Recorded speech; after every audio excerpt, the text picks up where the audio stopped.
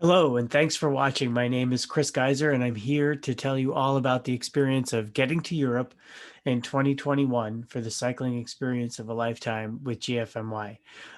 This covers a lot about GFMY France, GFMY Italia. We'll do this as a series to help break it down into reasonable chunks so that you can understand what the requirements are for getting to Europe and being able to have a cycling adventure at either GFMY Alpes Fauligny or at GFMY Italia in October, or at GFMY Grand Boulogne in July of next year, or whatever the GFMY calendar holds in Europe over the next year. So moving forward, about me, I am Chris Geiser. I am a GFMY ambassador and a member of Grupo Sportivo since 2019. I've done 15 GFMY races around the world in Argentina, France, Germany, Italy, Mexico, Portugal, and a number of them here in the US, including Florida and Santa Fe, as well as the GFMY NYC Championship. So I've been kicking around the GFNY peloton since about 2014 and traveling with GFNY globally since about 2015. And so I just have a lot to share, and I just love to be able to help anybody else that's interested in getting to Europe or getting anywhere across the globe. And we'll expand this series if everybody likes it, to getting to South America, getting to Asia, and getting to Mexico as well. So watch this video if you're exploring taking a trip to GFMY Europe for a race in 2021.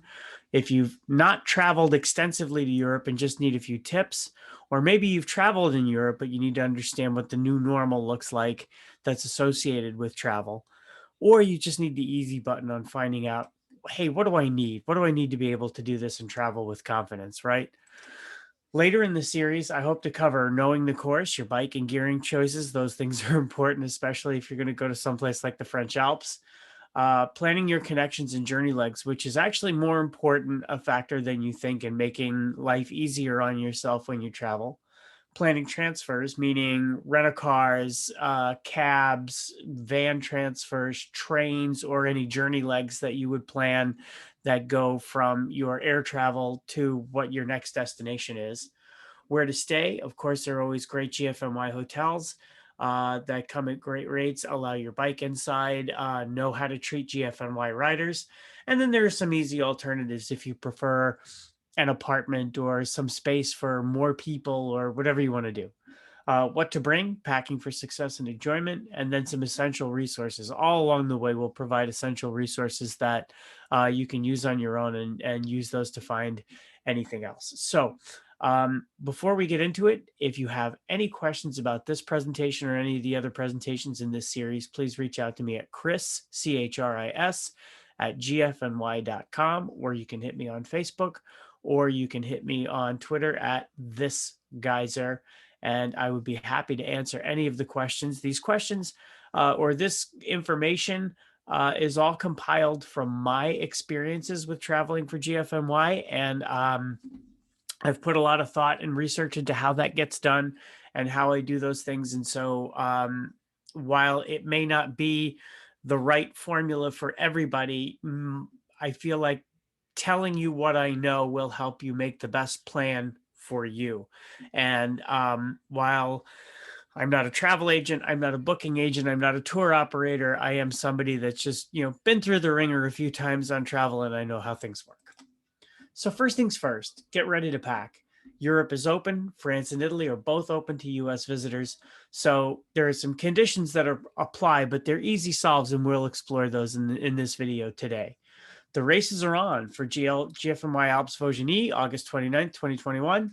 GFMY Italia, October 17th, 2021 in beautiful Toscana. And then coming up next year, GFMY Grand Boulogne in the Alsace region, which is July 10th, 2022.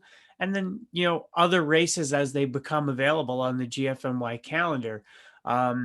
This set of tools that we're about to provide, I think, will really help you make plans for any and all of those races as they evolve. So first things first, you want to get registered. So if you haven't been to the GFMY portal, easy to find, gfny.cc, create your account if you haven't already. If you're already a GFMY racer, then I'm pretty sure that you probably have. So This is your link to registration for all things GFNY, group rides, races, any special events like GFNY Day. These are the places. This is the place where you find all of that. You can find what medals you've actually achieved, like 3-timer medals, 10-timer medals, all of the races that you've participated in, all of the upcoming races that you're registered for, and all of your results that you have for all of the races here. So sign up for the race here, as well as accessing your profile and all things GFNY. So let's get right into it. Traveling, let's face it, it's a new normal right now with COVID.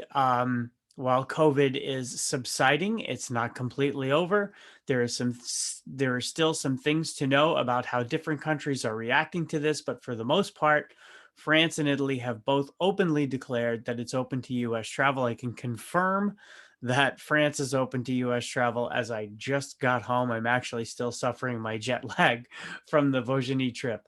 So you need a document checklist that you should put together immediately, which is your passport. Just, this is just a good rule of thumb for travel in general. Make sure that you're more than 6 months until expiration before you travel. There are some countries that will not let you in if your passport is within 6 months of expiration. So make sure that you're ready to get that renewed, or if you need to, go through an expediter service, but you'll want to jump on that right now, especially with August 29th coming up.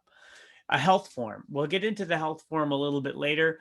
This is just a verification from your doctor that you're fit to race. You can also substitute the UCI license, but you cannot race without this. The Italian and French federations will not actually let you race unless they have this kind of a verification. Then your vaccination card or your vaccination passport. For those of us that live here in New York, we have the Empire Pass or the Excelsior Pass, which is a digital QR code version of your COVID vaccination verification. You also should have your paper vaccination card. In red, you must be vaccinated to travel to France or Italy from the USA unless it is considered to be essential travel. Now, while many of us consider bike racing to be essential travel, I can assure you that the French and Italian governments probably do not. So make sure that you have your vaccination in order. Now, practically speaking, whether this actually gets checked with every checkpoint, debatable. I can share some experiences on that, but having it is the most important thing. And then finally, a COVID PCR test. For France, it was 72 hours or 3 calendar days before traveling from the USA. You'll want to keep an electronic as well as multiple printed copies of your test results. Also of note, you will need a negative PCR test prior to returning to the US. You can get that in Europe. You can get it for free. I can give you some advice on getting to a lab. We'll do that in a later session. But I was able to get the test very easily, just had to do a little driving. And when I got there, it was very easy to get the test. I had a portal with my results. I was able to print them at my hotel, at my connection destination.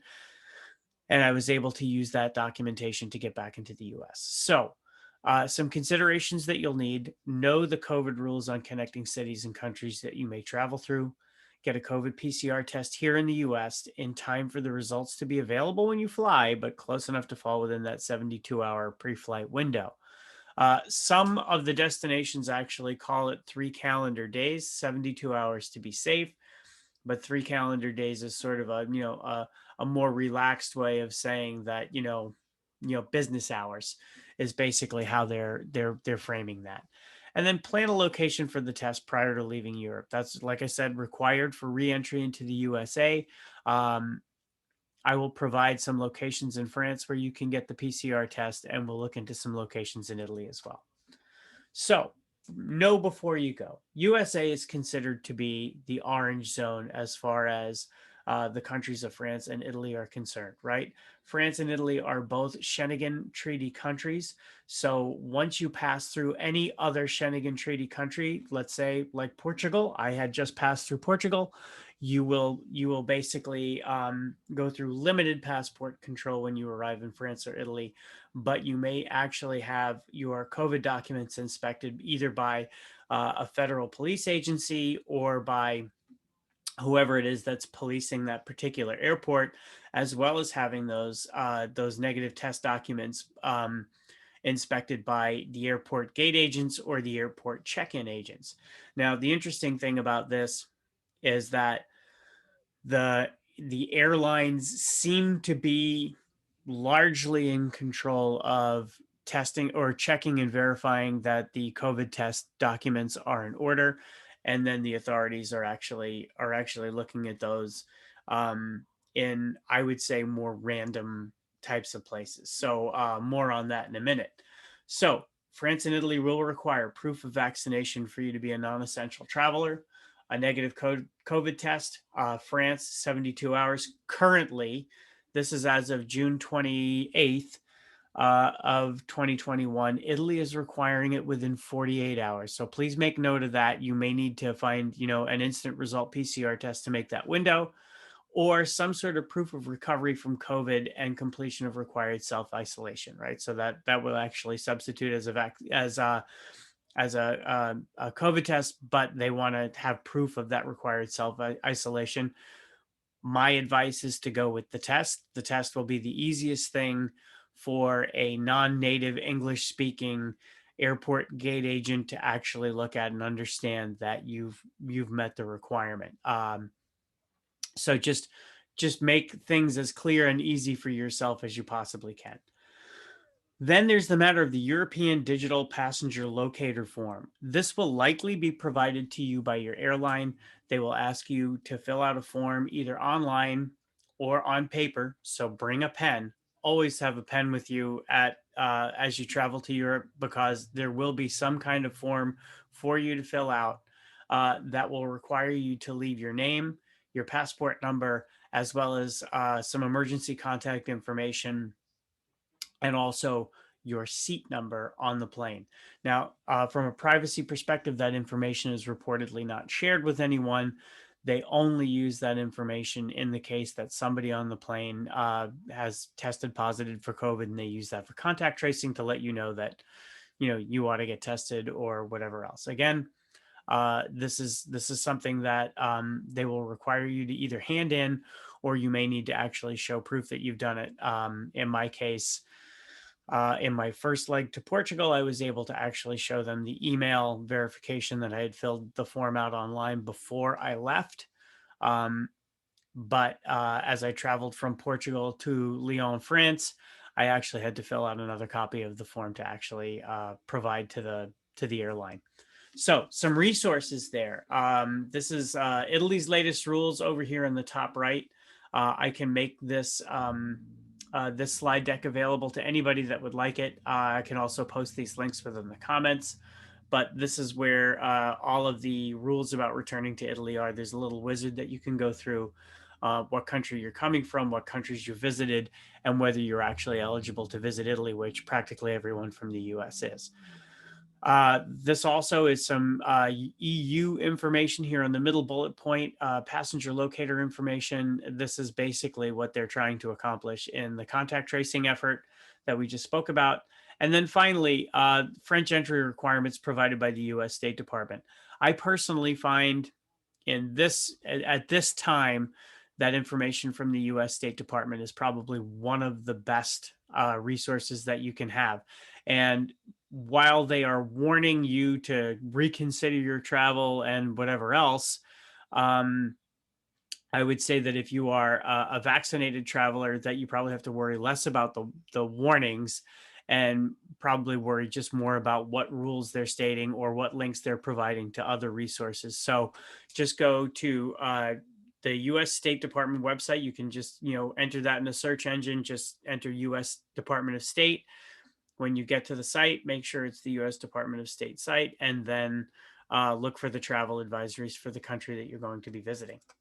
So practically speaking, it looks a whole lot more difficult than it is, right? The airlines are taking on the responsibility of checking your COVID compliance, which means that rather than this being a big to-do, you are actually verifying this with airplane gate agents, or you're verifying this with airplane or airline check-in agents. Keep your documents handy at all times. They will be reviewed at check-in by gate agents, and by passport control in each country you pass through. Now, back to that Schengen Treaty, as I recently traveled through Portugal, when we landed in Lisbon on my way back to the US, my COVID paperwork was actually checked by the federal police before they actually allowed me to enter the airport. So we got off the bus from the plane back to the main terminal, and the federal police were there waiting for us to inspect our documents. They had 7 police officers there inspecting the document. Now, it wasn't any big deal.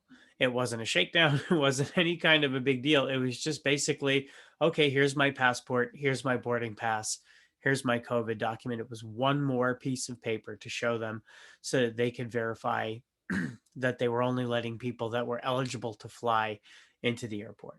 So it brings up an interesting point, though, because you want to plan to connect through a country that follows a similar policy to your destination, right? So in my case, Portugal was espousing very similar policies to France, and so I was able to maintain some consistency throughout that process of what I had to show, when I had to show it, who I had to show it to. So when I finally arrived in Lyon, passport control took a fast look at everything, but they basically were working under the assumption that the airlines and the Portuguese passport control folks had actually looked at everything. So the other piece of this is that your airline, which unless you are flying one of the larger carriers, United, American, Delta, if your airline is a nationalized airline like TAP Portugal or Air France or Alitalia, those airlines will actually have very good information on their websites about what's required and when it's required. For the race, you will need a health form, like we talked about. It's required by the European country federations, France, Italy, Portugal. It's also required at GFMY races in South America.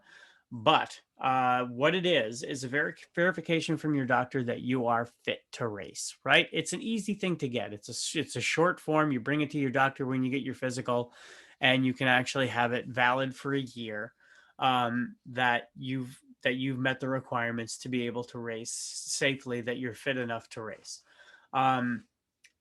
Alternatively, through USA Cycling, you can purchase an international license. You can see mine right here. I have a UCI ID here, which actually provides me international authorization to race and actually substitute for that health card.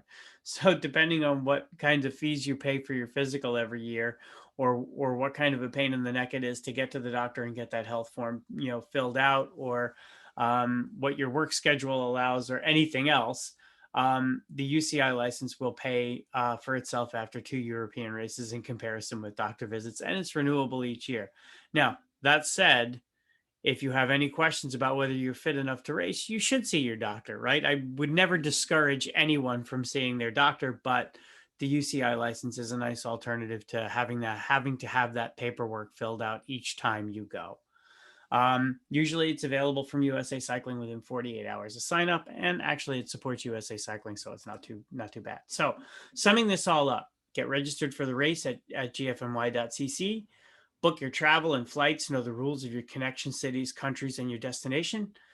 Verify your travel documents, passport, health form, UCI license, get your COVID test according to the rules of your connection and destination locations, and get packing, get ready to fly. So next up on this series, we'll check out the course, or we'll look into how we can check out the course. You'll know the course and how to prepare for it. Checking out the GFMY camps. The acclimatization cannot be understated, especially if you're going to the French Alps. Helping you choose your bike and gearing, and getting your packing list together. The series overall will cover a lot of great ground. Thanks for watching. I hope that this is helpful.